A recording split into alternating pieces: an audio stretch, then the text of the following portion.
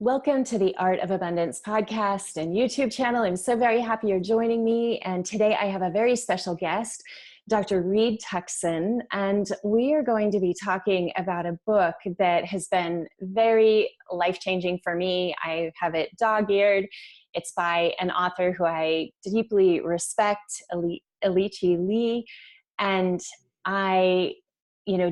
and Dr. Reed is here because I think he's got a very intimate relationship with this work and with what his career has brought him to. But I'm going to let folks, maybe Reed, you could tell us about yourself and how you're connected to the book, because I feel like I could go in all these different directions, but you're going to do a much better job than I am. Why are you here talking about someone else's book? Well, thank you so much for this. And so my name is Reed Tuckson. I am a physician trained in general internal medicine, and I've had a number of jobs in my life. But relevant to this book by Ilchi, that I want to live 125 years, I have been the former health commissioner for the District of Columbia. I've been involved in public health issues for many years. I've also been very involved in helping consumers and patients make better personal choices to promote their health, to prevent disease, and once disease occurs, making decisions that will help them to most effectively restore their health after an illness episode. And so I've had a variety of jobs throughout a 30-year career in medicine that have all been targeted on that. My relationship with this book and this work comes from my own personal journey. I am in my 60s. I am very much involved in my own health, doing the kinds of exercises that are necessary to keep me functioning at my maximum. But I'm also on a very spiritual journey, and I have embraced learnings that I've gotten a lot of teaching from the people who are associated with Ilchi at Brain and Body, their organization. Very, very good and smart and experienced people that teaching us about how we translate our spirituality into holistic health, being a more integrated human being, where our mental, physical, and spiritual lives come together in a lovely crescendo of joy and happiness. And finally, the thing that I've always learned in my professional career is that health is not the absence of disease. It is the mental, physical, and spiritual well-being of a person. And what Ilchi is doing and what I get excited about is addressing these three and making a decision in my 60s that, I'm not nearing the end of my life. I'm at the halfway point in my life. I'm in my 60s, headed to 120. And that changes the nature of my relationship to how I live my life. Wow, it's great. And the fact that you have spent this long career in medicine, I think that you probably have a very unique perspective, because there are a lot of different people on different sides of the spectrum, right? Where it's all medicine or it's all spirituality. And what I think I'm hearing you say is you're looking for this blend of these two worlds, and how can I optimize my own life and the life of others through this awareness. That's a really well-stated principle, and I think it's very important. And then within the medical side, we have so many different kinds of influences. We have things that we're learning now from more Eastern traditions of health and healing, and blending those. And so this all becomes fairly fluid. I certainly see that there is a bucket of things called spirituality, but then there's a bucket of things called health. But at the end of the day, what I'm becoming more animated by and excited by, motivated by, is the blending. For example, and Ilchi in his book talks about these sort of things. When I do certain kinds of bowing exercises that help me to purify my body as an instrument of prayer, as I begin to do those bowing exercises, my intention is spiritual. It's a spiritual intentionality that I'm going into a room and I'm going to pray and I'm going to meditate. I'm going to bow. By the way, the process of bowing is enormously aerobically conditioning, and I do sweat. Now, I'm not going into my meditation room necessarily with the idea of, I am going to have a dose of exercise. I am going there for a dose of spiritual engagement. By the way, my heart rate is up as much as if I was on the exercise bike. So it's a way of bringing these things together. Mm. And were you always this way? No, I wasn't. Have come to this late, and that's sort of why I'm really want everybody to read Ilchi's book and take it to heart, because I don't want anybody else to lose any more time that I've lost already in my life. But no, I was really lucky to go to the Brain and Body Center here in Atlanta near my home, and I wanted to do Tai Chi. And I had done Tai Chi when I was in medical school, and I kind of got off the path. And I suddenly remembered, Tai Chi, I should be doing that. Well, once I started going back into that, then all the principles started to come. And then the more my spiritual life became deeper and enriched, the more I spent time on that part of my life, the more I began to see the interrelationships between my mental, physical, and spiritual health. Mm. And this idea of living to 120 years, like he explains it in a book, but I'd love it if maybe you talk a little bit about just, he's saying it as not necessarily everyone's going to live to 120 years, but it's an idea, it's a concept, it's something to prepare ourselves for. And one thing that just came to mind as I said that is he kind of divides it into like the first half of life and the second half of life. And so I'm just curious, what comes to you when you think about what is he saying in that title? Or what does it say to you? Well, what it says to me, and what I think Ilchi is really getting at, is there are so many people, especially I'll speak now to those of your audience who are, let's say, in their 50s and 60s and are getting older. So many of our friends who are our age start to look at their lives as, okay, they're starting to wind down. That people are dying, we're going to funerals more often than usual, we're worried about our retirement accounts, and we're looking at life as sort of a trickle-down kind of deal. Going to maybe play golf every day and just sort of play this game out. If you decide that you're going to live to be 120, all of a sudden, you're not looking at the demise of your life. You're kind of getting energized about what my life can continue to be. So it's a decision point you make. I'm making a choice. I'm choosing to live to be 120. Will I make it? I don't know. But I know this, that now I'm not looking at my life from a deficit posture. I'm looking at it from a strength posture. And now I am realizing I want to be more engaged. So it's a choice. I'm going to choose to be healthy. So that's the second thing that Ilchi is saying.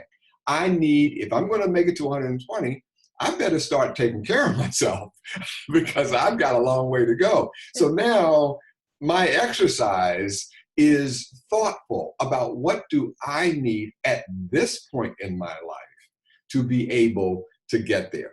I now say maybe although I still need to be lifting weights to keep my bone health strong, but I'm maybe not lifting weights to go on the beach and flex my muscles for all the pretty girls. Maybe I need to be thinking about my joints, my tendons, the connective tissue where all the problems of old age start to lie. I want to have the energy that I feel through divine connection, that energy flow through my body unimpeded by unnecessary blockages. So I'm going to focus on flexibility, stretching, as well as weightlifting and aerobics. So it sort of helps you to make that second choice. What Ilchi says, which I really love, and this is for your audience that's below 50 and still wants to do well, is you don't have to make exercise something that's horrible. And if I don't belong to the most expensive gym in town, and if I don't have the right workout clothes, I can't exercise. No, Ilchi says every hour, spend 1 minute exercising. Just a terrific idea. No matter what you're doing, when an hour comes, stand up. Do something. Do a couple push-ups, sit back down. Do some sit-ups, sit back down. Do some stretching in your arms and movement. Just have fun and move, every hour, do something. So he's kind of trying to tell all of us that we can prepare our bodies to live a healthy life before 50, before 60, after 60. We just have to decide that we're important enough to do it. And then the third thing that Ilchi is saying to everybody in his book is, as you have already indicated, let's develop our spiritual lives, because it is that connection that we have to the divine, to the eternal. That connectivity, we want that to flow as positively as possible. And we want our bodies to be able to help us to have that connectivity by having our bodies as healthy as possible. Mm. It's such a transformational book. And it's funny because I get a lot of books sent to me, and the minute I saw it, and I'm going to show everybody what it looks like, right? Because it's just really beautiful. But the minute I got the book, I dove in, and I have to say, what you shared about like changing the way you think about the second half of your life being so profound, because we just don't get this message anywhere else. Like, it's the first time that I had ever thought, what if you're just starting new? Like, what if you're just ready to begin again at 50 or 60? And I'm 51, and a year and a half ago, I hired a personal trainer for the first time in my life. And I thought I had been doing a good job. I thought I was in great shape. I've never had to worry so much about my body. I've been in good health. But there was this thing happening called age. And I was like, I don't think I'm all that strong. And sure enough, I started working with this trainer, and he's very much around core strength. And it has been such a big deal. Like, I am in better shape now than I have been in my whole entire life. Like, the strength I have is profound. And it's given me this whole new outlook that instead of my body is like getting older, I'm like, what if I'm actually going to be stronger? And then I started reading some of the people he cites in the book. And then I noticed things on the internet about these people who are in their 90s, and they're accomplishing things that I don't think I could accomplish today or 20 years ago. So it's such an expander of the potential of what can happen from wherever you stand and what time you still have remaining. I love the way you're thinking. And first of all, I just love your enthusiasm. And I hope everybody is catching that fever of getting out there and doing this exercise. And you're lucky to have a personal trainer. Whether you have a personal trainer or not, one of the great things about our modern world is we've got internet, we got YouTube. There's all kinds of ways we can connect to people that can teach and train. I tell you, the Ilchi Lee's organization, fabulous internet available education around how to do this. But the thing that I think you've hit on is the way we think. It's we can think about doing these things, but it's how do we think? How do we approach it? And one of the things that happens in this book, that I want to live 125 years, I'm going to live, is the sense of helping us to think about how we do brain education. He actually talks about brain education. And in this regard, not how do you get an A on the exam in school, but how do you educate your brain to be able to help take you where you want to go spiritually? How can we use our bodies, this miraculous engine, and be able to help that to fulfill our spiritual goals? Part of the premise that Ilchi is describing is that then, of course, our bodies need to be strong and healthy as possible, to be able to give us the energy and the stamina to reach some of our spiritual goals. So they all sort of fit together. But I think the brain education stuff is one of the most fascinating parts of this book, as we try to realign how we think. When can we and how can we turn the brain off sometimes? We got to stop thinking and just feel.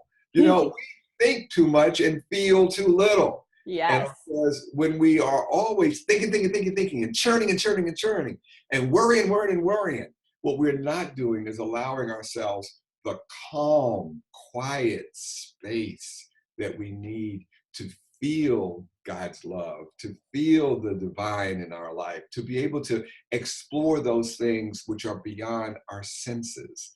These are the special, magical moments of life that can happen every day if we know how to live our lives appropriately. And what Ilchi is saying to us, in addition to everything else, is I want you to have those special, quiet, peaceful, serene moments that allow other things to come in that are beyond the day-to-day strum and dirge of thought, anger, frustration, news. We need a quiet break if we're going to be whole people. And I think Ilchi's calling for that as well. Totally. Meditation has been a profound part of my life for the past 20 years. And you know, it's integrated into what he's talking about here. He's giving meditations, he's giving mindfulness exercises, he's talking about the brain and what can happen to the brain as a result of being more mindful and purposefully developing that part of your brain as well, is the way that I interpret it. I'm curious, one of the challenges that many of my listeners I've come across, and I feel like you might be able to help me with a bridge for them, is they've reached a point maybe in their 50s or their 60s where they have not prepared themselves financially for their future. So I'm a money coach. I help people with money and integrating the money and the spirituality. And so I find many conversations are frustrating. And I find myself connecting into this book and talking about this book because there's this sense that I've lost all this time. I didn't prepare. And now I'm in pretty good health, but I don't know how I'm going to take care of myself financially. And then I look at this book and I'm like, okay, well, let's say you're starting over and you can imagine that you do have a lot of time. You know, what might you suggest for people who find themselves in those sorts of situations from this area of specialty? Well, let me answer that, but also let me just cheat a little bit on the answer. And I'm always cognizant in my mind about your audience that may be younger than 60. Yes. And I just want to remind them that this is so important. What you're describing is to have, we spend the first half of our lives, as it were, stocking up our acorns so that when the winter comes, we will have something to draw from. And it is important that our young people are taking good thought. If we're going to live to be 120 and you're younger, you want to start making sure that you're making intelligent and rational decisions even now. In terms of the question you say for those, it is a tragic reality of American life that so many of our seniors are not prepared well financially, and so they have to go forward. Now the question becomes, what do you need? And being real clear, are we operating our lives from a place of fear and anxiety, or are we approaching our lives from a place of wholeness? Sometimes the things that we think we need, we don't need. Our building up of material possessions and lots of toys and things, when we have our spiritual life in order, we begin to realize I can have the most profound joy. The best vacation I can ever have anywhere that I can think of going is inside my mind. A quiet morning. When I first wake up in the morning and I go and sit in my quiet meditation space and I commune with the forces that I find there, it is much more fulfilling than any $1 zillion vacation in Jamaica will ever be, and all the benefits last. And I can have that every day of my life for free. So at some point, you have to start thinking as you kind of go on, the things that seduced us when we were younger may not be the things that we need to have going forward. The second thing I would say is that the things that we need to do to maintain wholeness in our lives are, again, not things that cost money. You don't have to have your own personal trainer. If you're lucky to have it, great, use it. But you don't have to have the special tennis shoes to be able to work out that cost $100. You don't need anything. You can wear anything. And you can sit down in your living room and push the coffee table back and do the exercises you need to do and connect in. So these things don't cost money. And then finally, I think that we need very much, and Ilchi's major point also in this book, is the relationship that we as individuals have to the community around us, trying to get us out of these isolated pockets. It's just me against the world, and I've got to have everything controlled. And if I don't rely on myself, I can't rely on anyone else. No, there are communities of people that share, that bring food together and eat lunch together or dinner together occasionally and pool resources together because they're there for each other. Adults mentoring children. Sharing. And in that process, we exchange the gifts of our expertise along with other things, and makes our life whole. So I would just say to you that it is never too late economically, of course, but let's right size our needs. And if we get our head straight on what's really important, then we can make better choices about how we take care of the fundamentals. I love it. And in your business now, you run a company that I'm guessing is consulting in the medical community, is speaking. Can you tell us a little bit about that? Because I'm curious. Yeah, I've called my company Tuckson Health Connections. And the reason that I do that is because I'm involved in so many parts of the health landscape that I like to see the connections between how communities work together to create a shared vision for health. How do we empower and activate individuals who live in communities to make personally appropriate choices? I'm very involved in the quality of healthcare that's being delivered. I'm very involved in the safety of care. I'm involved in whether we have new ways of delivering care. I'm active in, for example, telehealth, which is using the new tools of our smartphones to be able to deliver care remotely. So my point is in my company, which I'm still actively running because I'm actively engaged in the world on a crusade to have a healthier nation and healthier people. And this work here with Ilchi is sort of helping me to live out my personal mission, which is to help as many people as possible to be as healthy as possible. And are you integrating that into what you do? Like, are you finding opportunities to connect all the pieces together? And the question too is how receptive are people to it? Yes. Oh my goodness. It's amazing. Yes, I am weaving those things together, and particularly when I work on online and internet teaching for people to make better choices and decisions, and when I give speeches. And it is amazing to me. Things that some of us who do this work all the time take for granted are revelations to so many of our friends and neighbors. The most important revelation that I've learned is you can be in charge of your own health. You mean I can be in charge of my own health? My doctor is not in charge of my health. I have the power. You mean to say that I make almost all of the decisions that will determine whether I will live optimally or not? It's in my control. But I'm intimidated by my doctor. I'm afraid to ask him or her certain kinds of questions, and I didn't understand what they meant, or I can't implement these prevention. No, you are the quarterback of your own life. And once you understand that you can do it, and by the way, if you don't, nobody else will, that's then the revelation. And it's so much fun to see people once they feel empowered, that now I am not just a leaf blowing at the mercy of the wind. I can be the wind too. Wow, that is really profound, because that message is not being heard as much as I think, well, we need to hear it. But here's the other question. Healthcare is pretty traumatic in our country. I'm a self-employed person with a self-employed husband. Like, we are in the exchange, witnessing it like in all of its glory and misfortune. There's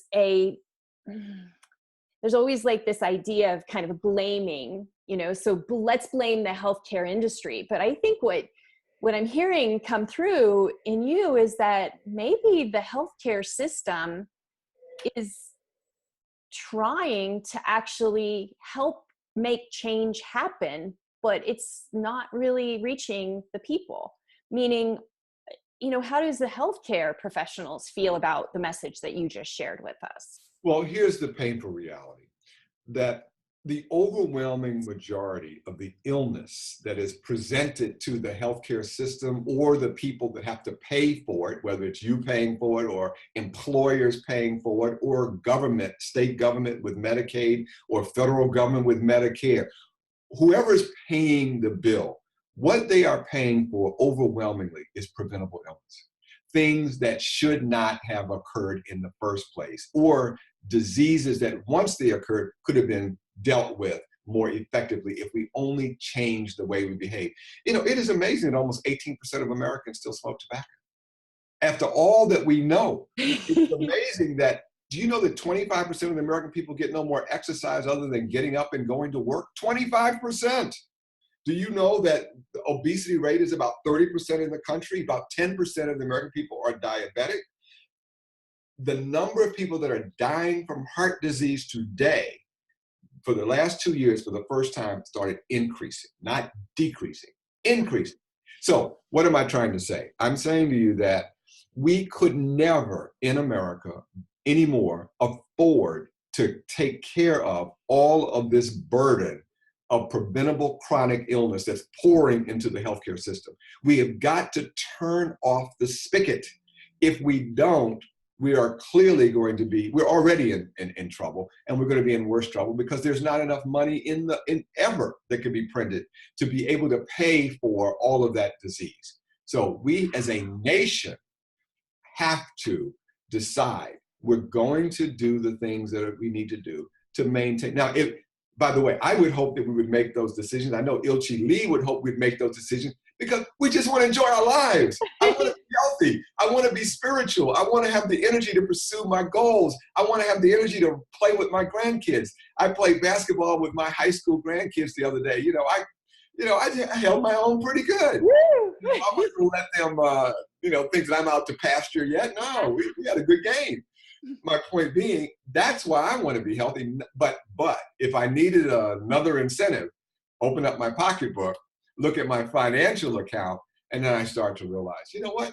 I can't afford to be sick from preventable illness. It costs too much money. And I know that my state can't afford for me to be sick unnecessarily, and my federal government can't afford it. So let's decide, whatever your motivation is, whether it's money or just fun, you got to change your life. Yep, it's so true. And in all fairness, this book is a great catalyst to thinking differently. Because I mean, I'll be honest, people, myself included, we get really set in our ways, we get lazy, we get busy, and we have problems with our prioritization. And then you read this book and you're like, oh my gosh, if I have 70 more years, I've got to really rethink this situation.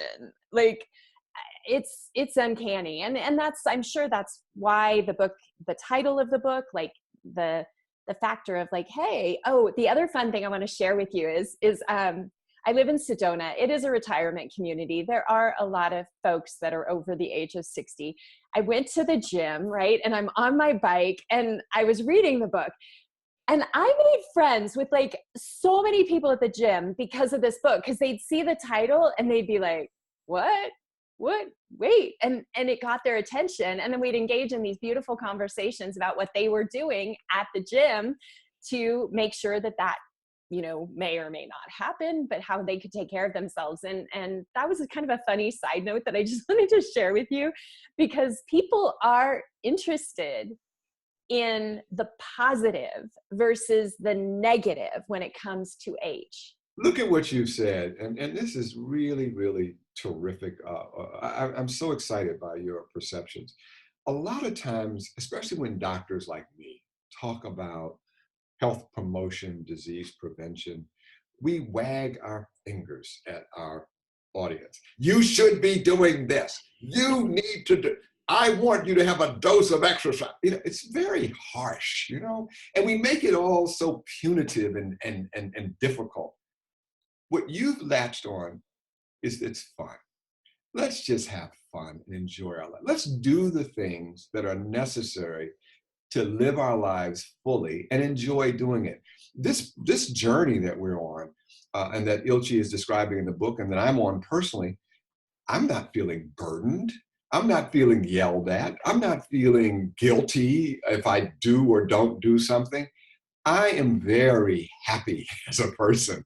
And I'm happy because the things that are going to help keep me healthy are things I enjoy doing.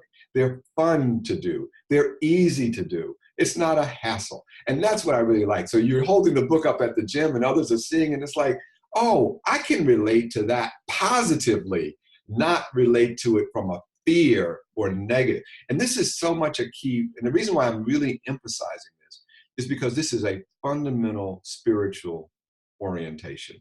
If we approach our lives from fear and concern and anger, we will make certain decisions that will continue to take us down that road. If we make our decisions in our life based on feeling complete, on feeling whole, on love, on joy, then we'll make a different set of decisions and we'll enjoy our lives a different way. And so if we're looking at a punitive environment where everything around us is here to give us blame and shame, you go to the gym because I'm shamed that I didn't make it last week and I'm in trouble and I'm not going to have no, you work out because you want to, because you learned how to do it, you've learned how to make it fun, and because it fits into the whole of your life. So that you're, like I said, when I do certain kinds of so-called spiritual exercises, when I do Tai Chi, I'm doing Tai Chi to help keep me in a spiritual zone. It reinforces it. It keeps the flow of energy going through my body and healing me. However, by the way, all of the moves of Tai Chi are exercise and they are good for my health.